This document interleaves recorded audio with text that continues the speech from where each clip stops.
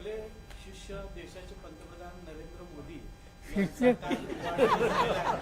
ते म्हणतात की आपल्यामुळं गुरु म्हणतात आपल्याला. झोप झाली ना त्यांचा काल 75वा वाढदिवस झाला. त्यांच्या वाढदिवसानिमित्त काल अंबानीने एक असं स्टेटमेंट केलं की नरेंद्र मोदी हे अवतार आहेत, देवाचे अवतार आहेत आणि देशाचा 100वा आपण जेव्हा स्वातंत्र्य दिन साजरा करू तोपर्यंत ते पंतप्रधान असावे अशा पद्धतीने एक स्टेटमेंट केलं. याच्याकडे आपण कसं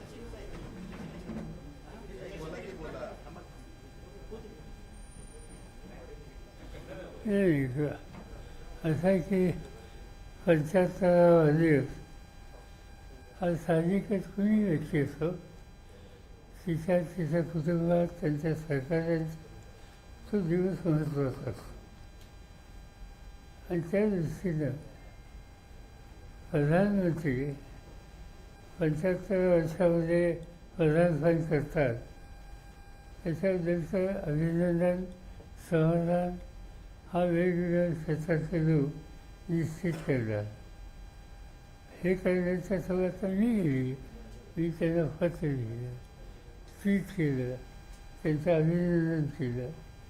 राजकारणामध्ये असे काही मतभेद ठेवायचे नसतात. आम्ही सगळेजण आम्ही म्हणजे महाराष्ट्रातले यशवंतराव चव्हाणांच्या संस्कारात वाढलेले लोक आणि त्यामुळं साहजिकच अशा प्रसंगी कुठल्याही राजकारण न आणता एक सभ्य आणि सुसंस्कृतपणा याचं दर्शन दाखवलं पाहिजे.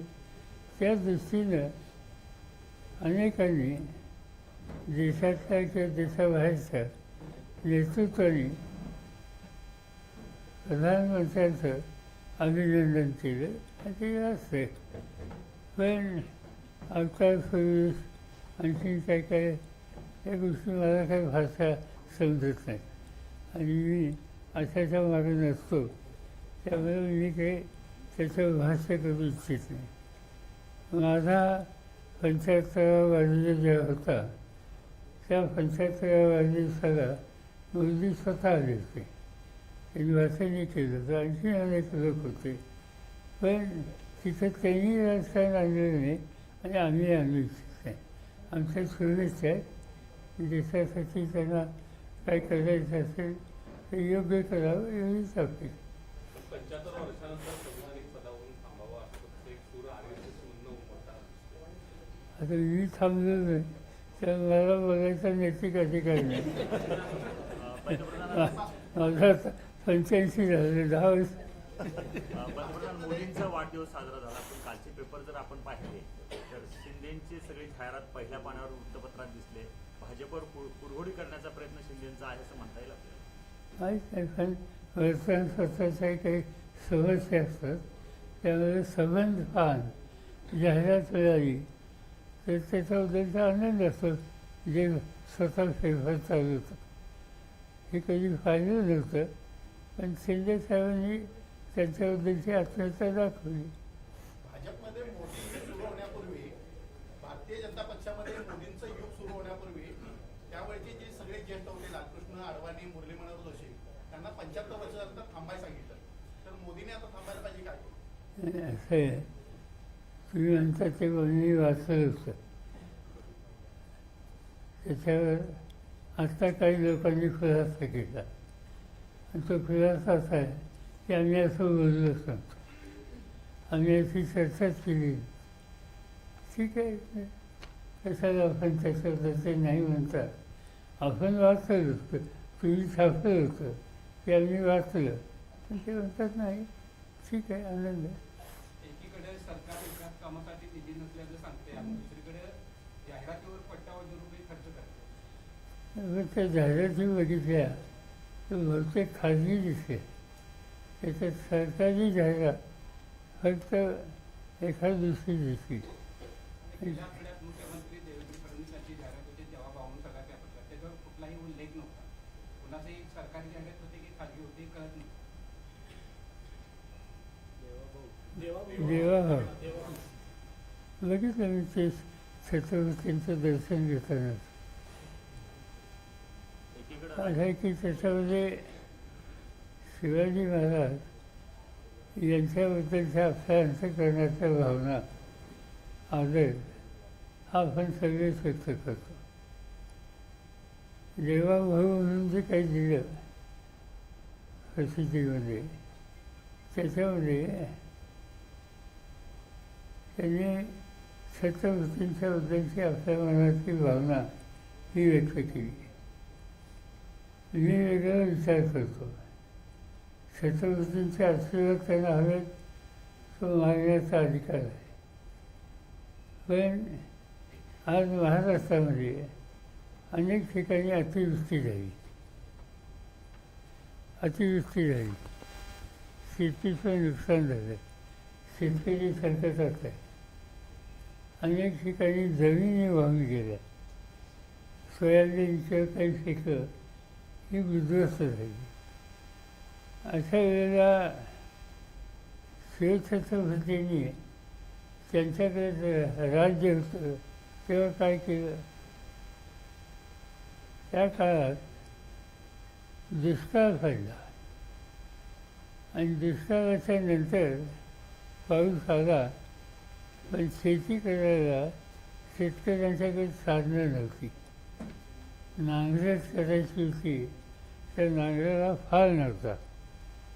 शिवाजी महाराजांनी आपल्या जे काय असेल संपत्ती त्यातनं सोनं बाहेर काढलं, सोन्याचा फाळ केला आणि संदेश हा दिला की शेतकऱ्याची जमीन नांगरटीशिवाय शिवाय राहता कामा नये.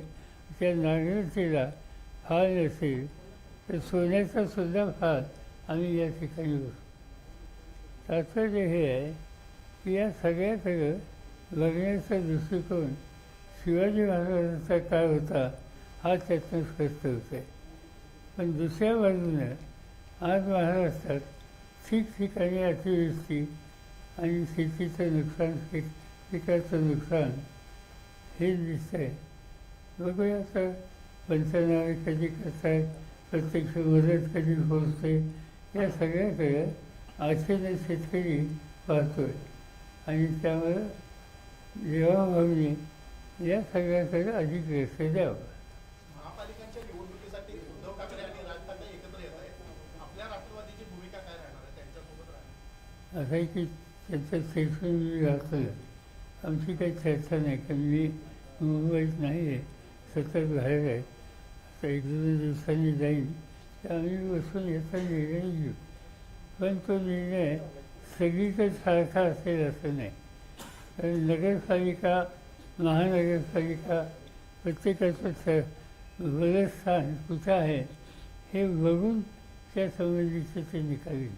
पण महाविकास तसं आम्ही लोकसभेला किंवा विधानसभेला एकत्र गेलो तसं इथं सगळीकडे जाऊ, काही ठिकाणी जाऊ पण सगळीकडे जाऊ असं आज सांगता येत नाही. महाविकास आघाडीवरती याचा काही परिणाम दिसतो या दोघांच्या एकत्र येण्याचा?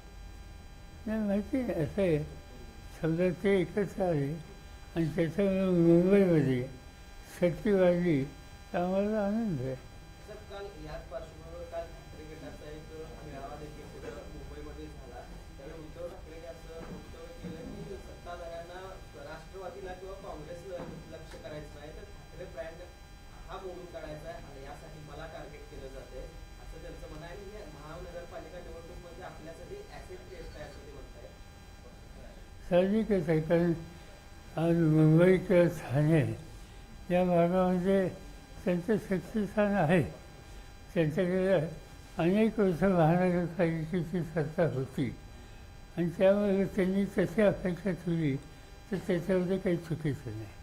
एकीकडे राज्यावर कर्जाचा बोजा वाढतोय, पण दुसरीकडे मंत्र्यांना गाड्या घेण्यामध्ये अधिकची रक्कम वाढवलेली आहे. त्याकडे कसं बघता आणि मुख्यमंत्री आणि उपमुख्यमंत्र्यांच्या खर्चावर कुठल्या प्रकारची मर्यादा नाही आहे. कुठंतरी अंतरून बघून पाय पसरायला पाहिजे असं वाटत नाही. असं किती गाड्या घेणार 8-10-12 आणि त्याच्यात जी काही लिमिट दिली ती लिमिट फार काही आहे असं नाही आणि त्यामुळे त्याच्या खोल्यात जावं असं वाटत नाही.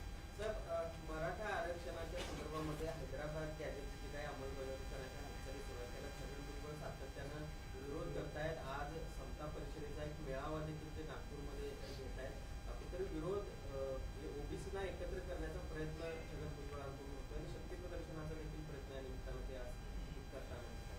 नाही, कसं आहे, हैदराबादचं गॅजेट जे आहे ते एक दिशा दाखवतं.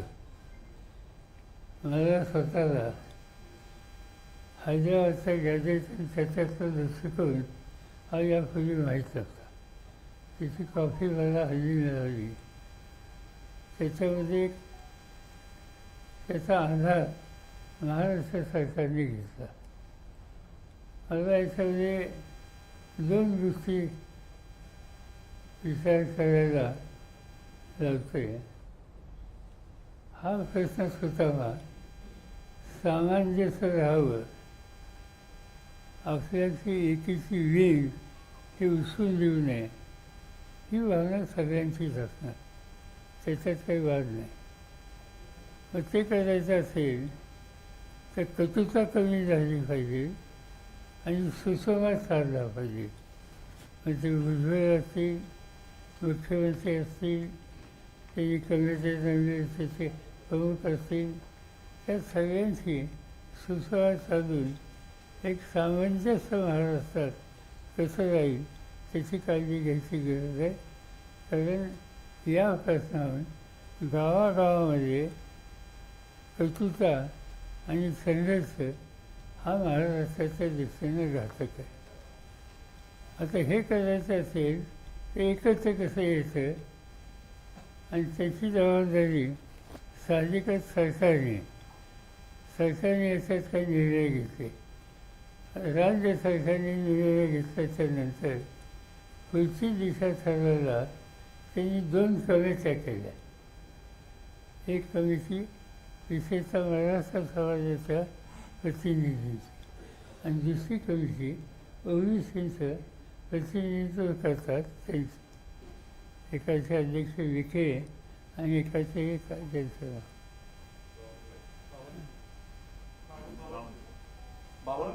बावनकुळे. आणि या दोघांच्या कविता बघितल्या. विखेंच्या कवितेमध्ये एका दुसरी व्यक्ती सोडली सगळे सभासद एका जातीचे. आणि बावनकुळ्यांची समिती बघितली त्याच्यात सगळे सभासद ओबीसीचे आहेत. आपण ऐक्य करायचं होतं आणि जातीवाद कविता करायला हवं. हे ऐक्य कसं करायचं मला माहिती नाही. मुख्यमंत्र्यांचा याचा दृष्टिकोन काय नाही. कधी भेटतील तेव्हा आम्ही चर्चा करू. पण ज्यांनी सामाजिक ऐक्य प्रस्थापित करता येईल तोच रस्ता आपल्याला घ्यावा. दुसरा रस्ता महाराष्ट्राला परवडणारा नाही. सामाजिक ऐक्य अबाधित राहावं यासाठी सरकारनं पुढाकार घ्यावा अशा पद्धतीचं आवाहन तुम्ही करताय. याआधी तुम्ही देखील अशा पद्धतीचं वक्तव्य केलं होतं की आवाहन केलेलं होतं सरकारला सुद्धा. मात्र देवेंद्र फडणवीस हे काही गांभीर्याने घेताना दिसत नाही. तर त्यांचं म्हणणं आहे शरद पवार जर एक्स म्हणत असतील तर ते वाय समजावं असं. म्हणजे गांभीर्याने अजून देखील मग पाहत नाहीत म्हणायचं का? त्यांनी काही म्हणावं. आपल्याला राज्याच्या हिताच्यासाठी जे योग्य असतं त्या रस्त्याने जायला पाहिजे. आम्ही या प्रश्नावर कटुता कमी करण्याच्यासाठी तुम्ही काही विधानं केली. मुख्यमंत्री बोलले तेव्हा ते काय त्यांचं नाव हाके हां ते काहीतरी बोलतात. आणखीन काही लोक बोलतात. त्याच्याकडे लक्ष द्यायचं नाही. लोकांना एकत्र कसं, कारण हा खरा प्रश्न आहे तर तुमच्याकडे नाही फार. आज महाराष्ट्रात ही कटुता वाढली की प्रामुख्यानं मराठवाड्याच्या काही जिल्ह्यात जालना, बीड, परभणी, औरंगाबाद, उस्मानाबाद एवढ्या टाकू आहे. जे काही आंदोलन मुंबईत झाली तिथं प्रामुख्यानं या भागाची तरुण पिढी होती. आणि तिथं आज दुर्दैवानं असं चित्र आहे की मी मराठा आहे, माझं हॉटेल आहे आणि तुम्ही ओबीसी आहात तर तुम्ही माझ्या हॉटेलमध्ये येत नाही. किंवा तुम्ही ओबीसी आहात, तुमचा एखादा व्यवसाय आहे, मी मराठा आहे तर मी तुमच्याकडे येत नाही. असं चित्र महाराष्ट्रात कधी नव्हतं. आणि हे चित्र आपण काही झालं तरी राग टीका टिप्पणी याच्याकडे न बघता सामंजस्यच तयार केलं पाहिजे. आज त्याची आवश्यकता महाराष्ट्राला आहे. आणि आम्हा लोकांचं तर ऐकलं काय राजकीयदृष्ट्या काय होईल त्याची चिंता नाही. सामाजिकदृष्ट्या महाराष्ट्र एकसंघ पाहिजे. पण साहेब आरक्षणाचा मंडल प्रश्न- आयोगातून आहे ते मराठ्यांना आरक्षण देणं शक्य होतं, मात्र त्यावेळी 1994 ला ते आरक्षण दिलं गेलं नाही असा तुमचा एक टीका होते. नेमकं त्यावेळेचं स्वरूप काय? नाही, यांच्यावर हा प्रश्नच नव्हता. 94 साली हा प्रश्नच नव्हता. आणि त्यावेळेला मंडल कमिशनचा रिपोर्ट आल्याच्या नंतर महाराष्ट्रामध्ये त्याचा फायदा विविध छोट्या जमातींना व्हावा त्या दृष्टीने निर्णय घेतले. ते निर्णय घेण्यामध्ये मी असेल किंवा आणखीन काही लोक होते. जी बैठक झाली मला आठवतं आहे. त्याच्यात भुजबळ होते, त्याच्यात गोपीनाथ मुंडे होते, आणखीन काही लोक होते. आणि सगळ्यांनी बसून निर्णय घेतले. थोडक्यात राज्य सरकार आरक्षणाचा प्रश्न जाणीवपूर्वक व्यवस्थित हाताळत नाही असं म्हणायचं का? मी आज आरोप करणार नाही, कारण मला हा प्रश्न कटुता चालून कशी एकवाक्यता करता येईल अशा पद्धतीनं हातभार लावायचा आहे. पण जे आता साहेब दाखले दिले जातात त्या दाखल्यावरून संशयाचं वातावरण निर्माण होते. काल जे दाखले वितरित केले त्याच्यावरून छगन भुजबळांनी आरोप केले की खाडाखोड करून किंवा पूर्वनियोजित अगोदर तयार केलेले दाखले वितरित केले होते. ते मी वाचलं पण मी काही स्वतः पाहिलेलं नाही. साहेब, शाहू महाराजांनी वेगवेगळ्या जातीच्या विद्यार्थ्यांना हॉस्टेल बांधून दिली. आता परिस्थिती आहे की वेगवेगळ्या जातीचे नेते एकमेकाच्या जातीला सरकारनं आजपर्यंत काय दिलं, त्यांच्या ताटात किती वाढलं, हॉस्टेल किती काढली, संस्थांना किती पैसे दिले, इथंपर्यंत ते प्रकरण दिलेलं आहे. परत अशी वेळ येईल की विद्यार्थ्यांना सुद्धा वेगवेगळ्या जातीचे हॉस्टेल तयार करावे लागतील. असं आहे की या देशामध्ये आरक्षणाच्या संबंधित विचार आणि प्रशासकीय आदेश हा कोल्हापुरातून निघाला. शाहू महाराजांनी या संबंधीचा निकाल घेतला. आणि शाहू महाराजांनी निकाल घेताना त्यांनी या जातीचा त्या जातीचा अक्षरांनी विचार नव्हता. जो गरीब आहे, तो अडचणीचा आहे, तो या जातीचा असेल तर त्याची समस्या सोडवण्याच्यासाठी काही सुविधा द्यायला पाहिजेत. आणि त्यामुळं 50% लोक आरक्षण हे शाहू महाराजांनी आणले होते. माझ्या मते तो व्यापक दृष्टिकोन आधी ठेवण्याची गरज आहे.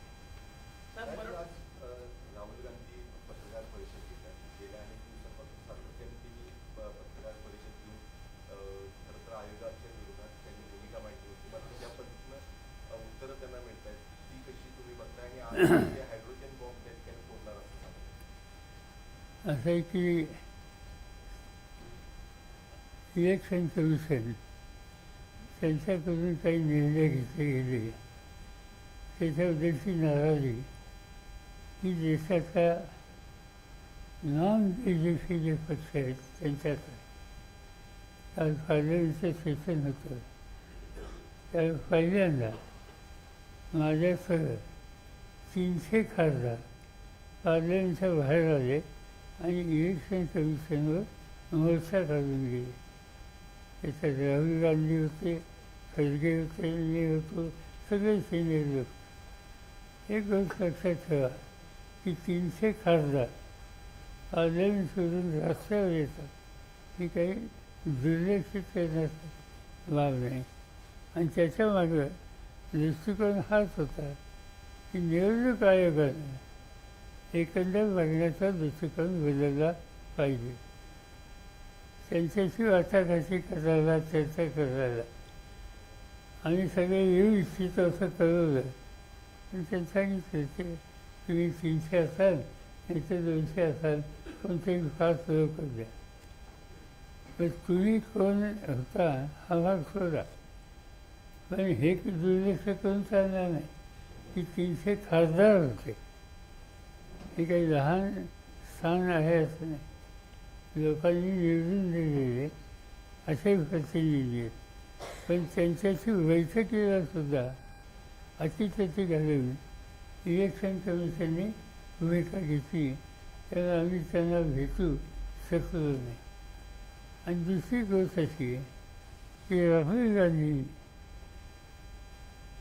मतदारसंघ घेऊन कर्नाटकातला असेल, महाराष्ट्रातला असेल, राजस्थानमधला असेल आणि तो घेऊन मतदार यादी घेऊन की इथं असा आहे, हा बदल केलेला आहे, या सगळ्या गोष्टी दाखवल्या. आता हे इतकं स्पष्ट होत असताना लोकांचा विश्वास निवडणूक आयोगावर बसावा याची खबरदारी आयोगाने घेतली पाहिजे. पण आयोगाने तो दृष्टिकोन घेतलेला नाही आणि त्याच्यामुळं आज चित्र काही चांगलं नाही. बघूया आता इथे राज्यात निवडणुका आहेत, त्याच्यात काय होतं हा प्रश्न आहे. पण या निवडणुकीच्या प्रक्रियेवर लोकांचा विश्वास उडेल अशी भूमिका आयोगाने जर घेतली आहे तर मला माहिती नाही की देश किती वर्ष हे सहन केले. पण साहेब बिहारच्या इलेक्शनमध्ये आता हे कशा पद्धतीने तुम्ही अपेक्षा करताय? आयोगाने एक नवीन एक बदल केली या सगळ्या निवडणुकीच्या पार्श्वभूमीवर काढले की आता रंगीत फोटो त्या ठिकाणी EVM वरती असतात. पहिल्यांदा जे मत पडणार आहे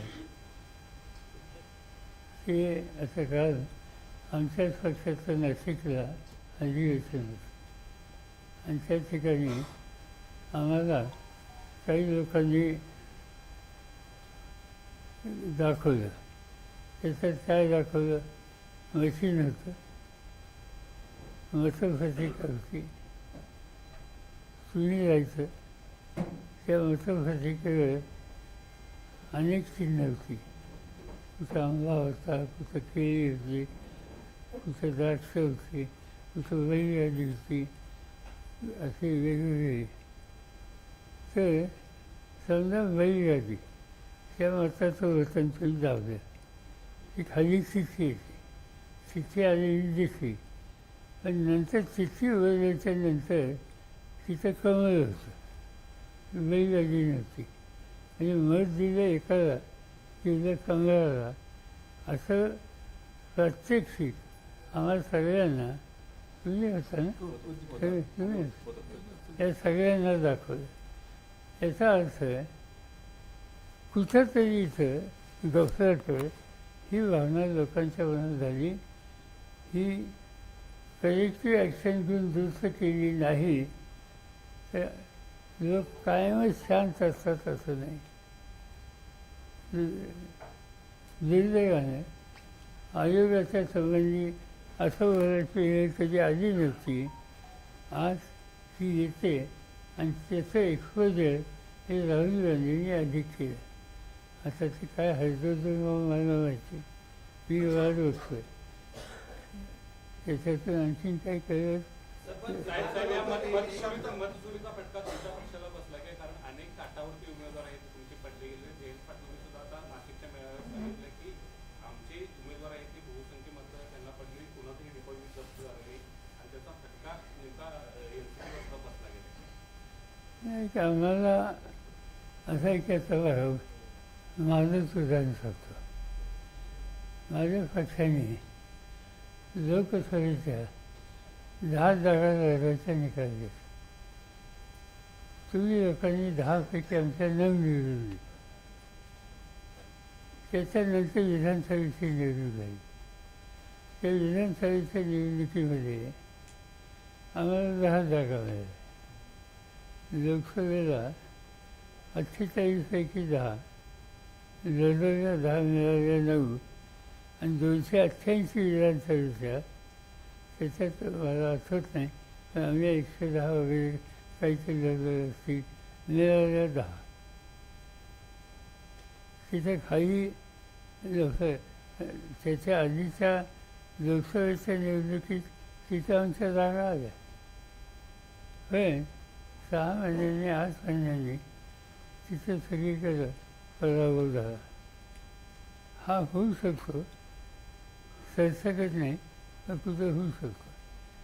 तर काही गोष्टी अशा दिसल्या की आता एक उमेदवार आमचा गेले 25 वर्ष निवडून येतो तो फलला, त्याचा पराभव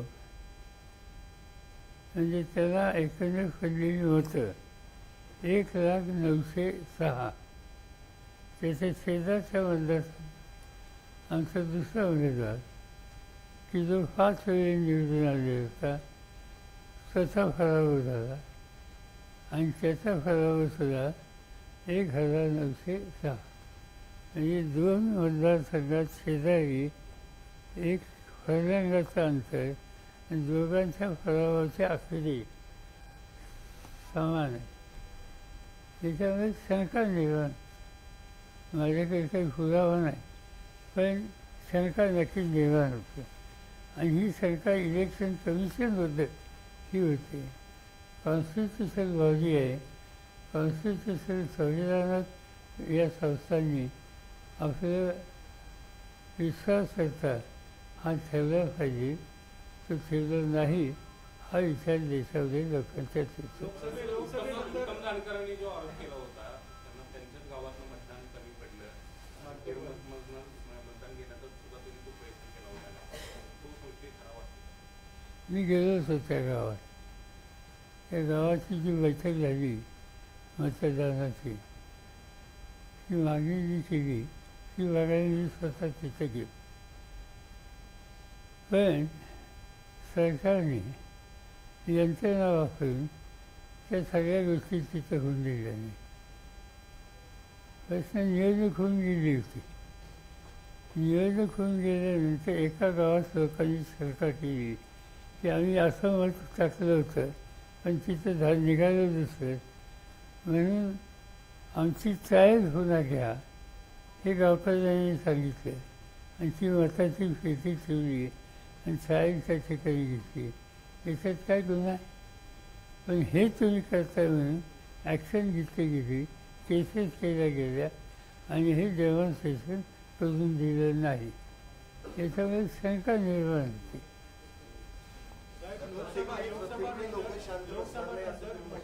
लोकसभा नंतर मोठ्या प्रमाणात मतदार नोंदणी झाली, म्हणजे इतक्या मोठ्या प्रमाणात मतदार नोंदणी झाली, परंतु विरोधी पक्षांना तुम्हाला त्याच्यामध्ये मतदार याद्या स्वच्छ आहेत, पारदर्शक आहेत अशी त्यावेळी शंका का नाही आली असं भाजपला विचार. नाही, पॉईंट असं आहे, आम्हाला असं दिसतं याचा दृष्टिकोन असा आहे की 1-2 छोटी राज्य घ्यायची, झारखंड किंवा तसं हरियाणा अशी छोटी राज्य घ्यायची, तिथं काय करायचं ते करा. आणि मोठी राज्य जी आहेत त्या ठिकाणी हे उद्योग करायचे आणि त्याचा परिणाम एकंदर लोकसभेच्या संख्येवर होतो अशी शंका अनेकांच्या मनात आहे. मनोज जरांगे पाटील मराठा आरक्षणासाठी आता दिल्लीमध्ये आंदोलन करणार आहे, कुठेतरी आता केंद्राने हस्तक्षेप करावा अशी अपेक्षा आहे. मला माहिती नाही आता दिल्लीत आंदोलन काय करणार आहे, कशासाठी करणार आहे. मेळावा घेणार, मराठ्यांचा मेळावा घेणार. मेळावा आंदोलन नाही, ठीक आहे.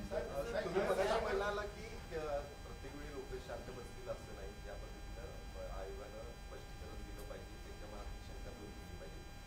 लोक शांत बसणार नाही याचा अर्थ काय? नेपाळसारखी परिस्थिती पाहतात होईल असं आपल्याला वाटतं. निवडणुकीत निकाल देतील, आणखीन काय करतील, तसं आपण आपल्या आजूबाजूला काळजी करण्यासारखी स्थिती. आत्तापर्यंत भारताचं फळाचं धोरण याच्यामध्ये शेजाऱ्यांशी चांगले संबंध हे जवळ निघूनच्यापासून सूत ठेवतं. आज काय चित्र दिसतंय? आज तुम्ही हिंदुस्थानचा नकाशा ठेवा, सुरुवात पाकिस्तान पहिल्यापासूनच आपल्याला विरोधी आहे. त्यामुळे आधी तिथं विरोध असला तर आश्चर्य वाटायचं काही कारण नाही. पाकिस्तानचा होता, शेजारी येतं नेपाळ. नेपाळ हा नेहमी भारताचा मित्र. नेपाळला तुम्ही जायचं म्हणजे आपल्याला पासपोर्ट लागत नाही. काठमांडूला ते तिथं दर्शनाला हजारो लोक रोज जातात. तिथली पॉप्युलेशन धार्मिकदृष्ट्या बघितली की हिंदुत्वावर आस्था असलेली फार उंची लोकसंख्या आहे. पण आज काय दिसतं तिथं? आज त्या राज्यात जो नेहमीचा आपला सरकारी आज ते राज्यच सरकारचं असं दिसतं. ही त्यांची स्थिती. त्याच्यानंतर चीन सांगायची गरज नाही. त्याच्यानंतर पुढे बांगलादेश, त्याच्या स्वातंत्र्याच्यासाठी आपण त्याग केला, आपण झेल होतो. आज बांगलादेश आपल्या वेगळे. खाली जा तुम्ही श्रीलंका, श्रीलंकासुद्धा आपला सरकारी होता.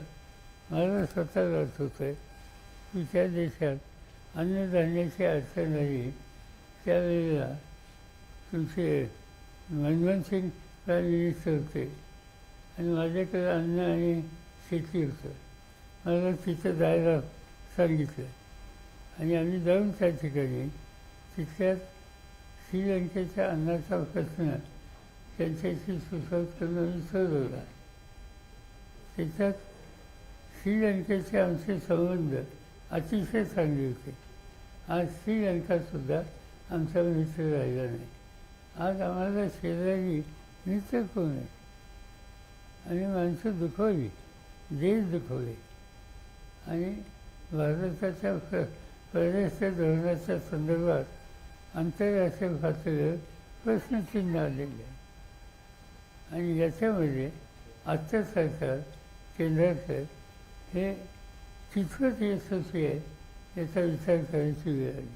थोडक्यात देशाचं परराष्ट्र धोरण जे आहे ते चुकते असं म्हणायचं का? देखील चेतावणी दिलेली आहे. ज्या पद्धतीनं रशियाकडनं तेल खरेदी सुरू आहे, युद्ध सराव मॉस्कोसोबत सुरू आहे, त्याच्यावरून तरी योग्य नाही असं सांगितलेलं आहे, चेतावणीच करत आहे. परराष्ट्र धोरण चुकतंय का?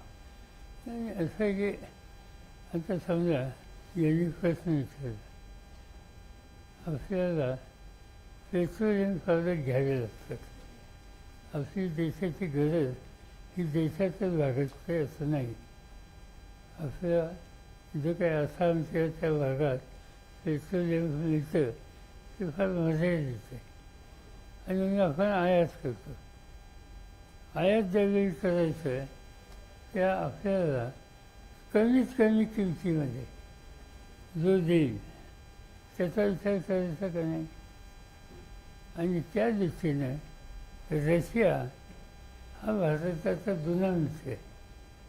अगदी जवाहरलाल नेहरूंच्या काळामध्ये पंचशीलचं तत्त्वज्ञान सांगितलं आणि जे देश एकत्र गेले त्याच्यात रशिया होता.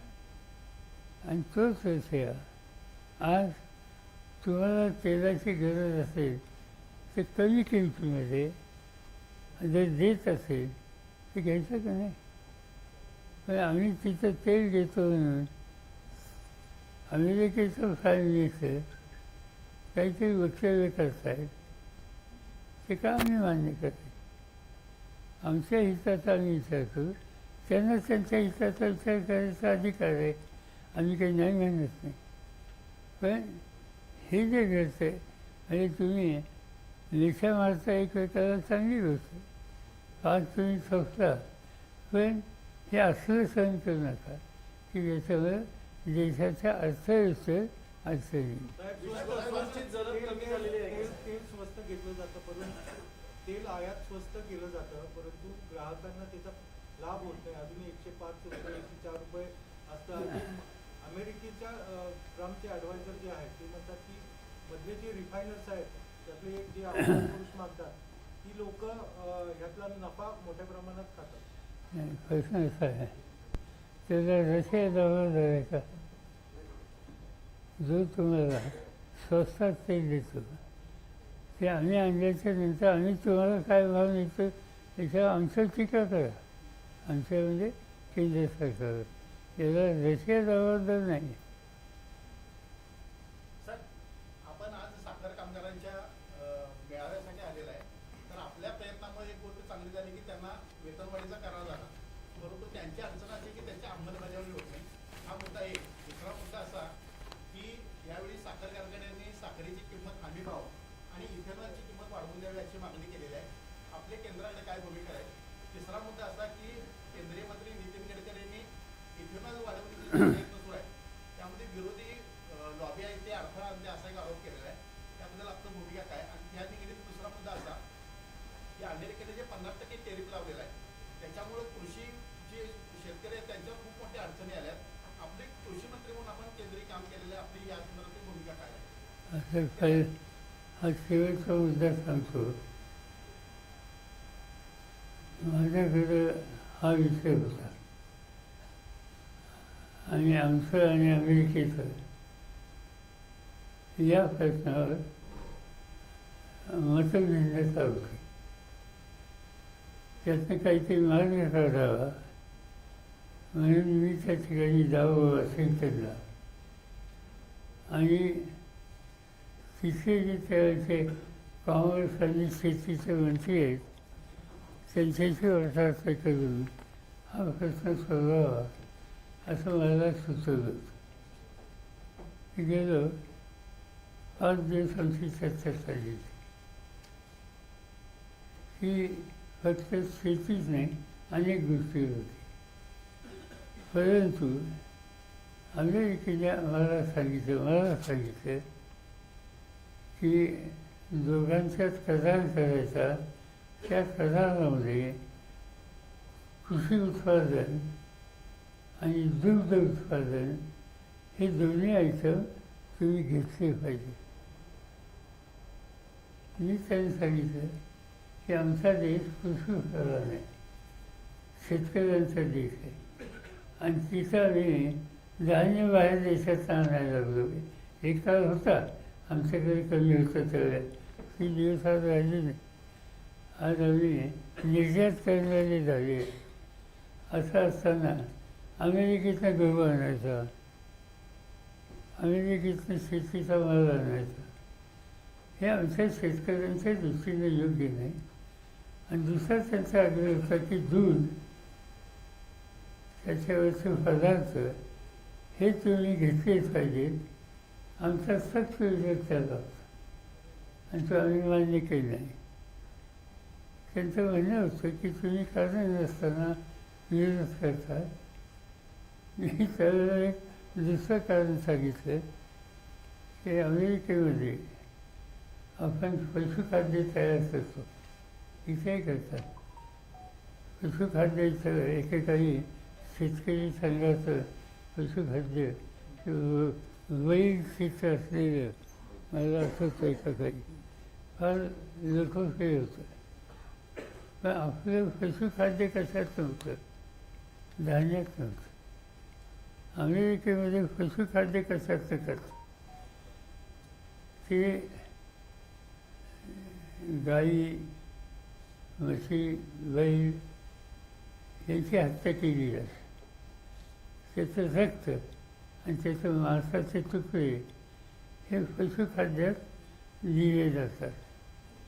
तर आमच्या वासाघातीत हा विषय मी काढला की आमच्या देशामध्ये गाय कापली आणि त्याचं मांस हे गाईला पशुखाद्य म्हणून तुम्ही दिलं तर लोकांना आवडणार नाही आणि हे आम्ही घेऊ शकत नाही.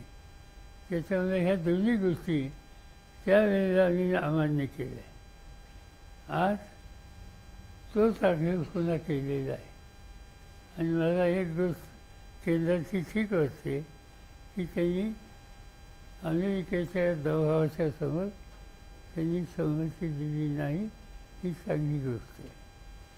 हा त्या संबंधीचा विषय. आणि दुसरं काय होतं, आज आपण साखर कामगारांच्या मेळाव्यासाठी आलेला आहे. तर एक गोष्ट आपल्या प्रयत्नाने चांगली झाली की त्यांना वेतनवाढीचा करार मिळाला.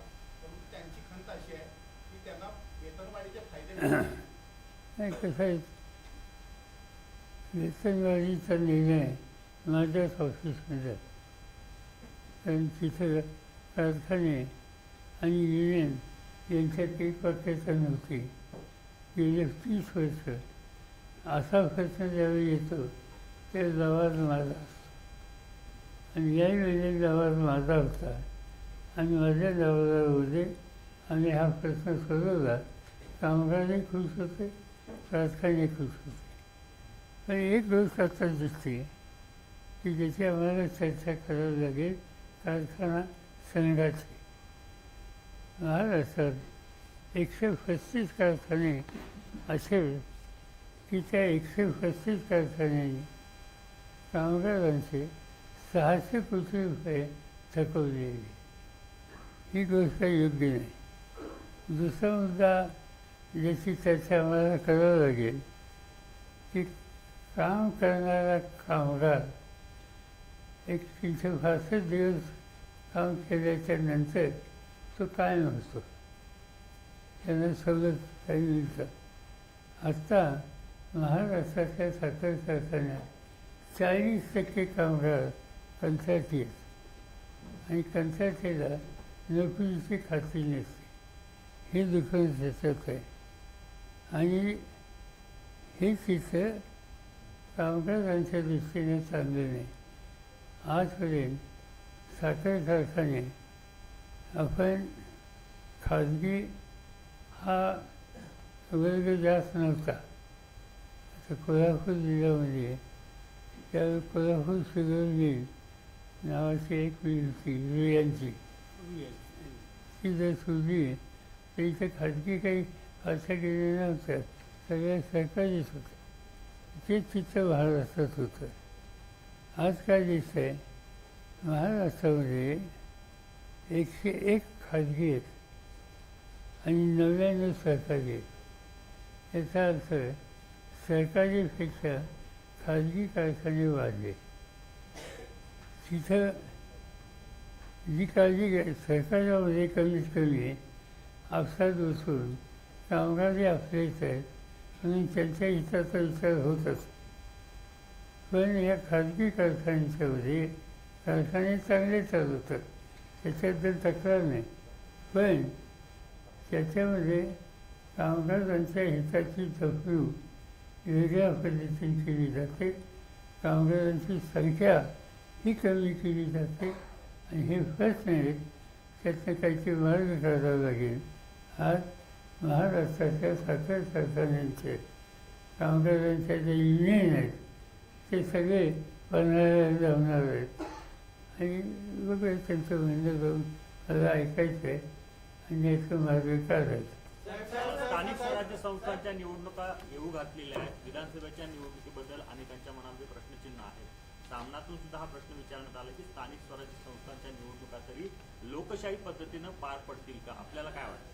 असा एक काल परवा सुप्रीम कोर्टात हा विषय होता आणि सुप्रीम कोर्टाने एका विशिष्ट काळात या निवडणुका फार पाडल्याच पाहिजेत असा आदेश दिलेला आहे.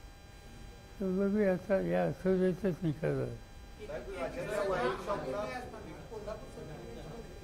प्रारूप आराखड्याबद्दल जी याचिका दाखल झालेली आहे त्याच्यामध्ये महाराष्ट्र शासन हा निवडणूक आयोगाचा रबर स्टॅम्प सारखा वापर करतो असं म्हटलेलं आहे. न्यायालय सर्किट बेंच, कोल्हापूर सर्किट बेंचनं त्या संदर्भात सुनावणी सुरू आहे. आता न्यायाचं सवलतीच आहे, न्यायफळीच आहे, त्याच्यात आज भाषा कशाला एनसीडीसीची कर्ज मोठ्या प्रमाणात महाराष्ट्रातील सरकारी राजकारणातील संबंधित लोकांच्या कारखान्यांना, सहकारी कारखान्यांना दिली गेलेली आहे.